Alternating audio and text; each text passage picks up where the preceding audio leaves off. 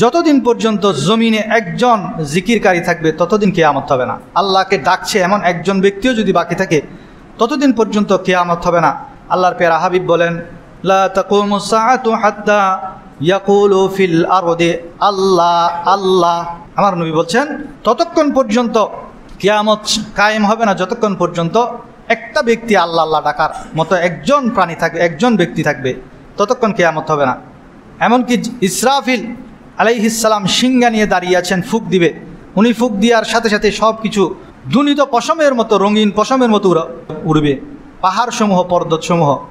সূরা কারিয়া পড়েন, কিয়ামতের দৃশ্য চোখের মধ্যে বেশি আসবে। আল কারিআতু মাল কারিয়া ওয়া মা আদরাকা মাল কারিয়া। এটা অনুবাদ সহ যখন পড়বেন কিয়ামতের দৃশ্যটা আপনি স্পষ্ট দেখতে পাবেন। আমরা তো পড়ি না। তো ইসরাফিল আলাইহিস সালামকে আল্লাহ তাআলা নির্দেশ দিয়েছেন, হে ইসরাফিল, যতক্ষণ পর্যন্ত আমার একজন বান্দা আল্লাহ বলে ডাকবে, এই আল্লাহ ডাক শোনার পরে তুমি তোমার সিংহায় ফুঁক দেওয়াটা 40 বছর পর্যন্ত পিছিয়ে দিবে। তাহলে একজন আল্লাহকে ডাকার লোকও যদি বাকি থাকে, সেই সর্বশেষ যেদিন আল্লাহ ডাকবে এরপরে আরও 40 বছর অপেক্ষা করবে ইসরাফিল আলাইহিস সালাম সিংহায় ফুঁক দেওয়ার জন্য।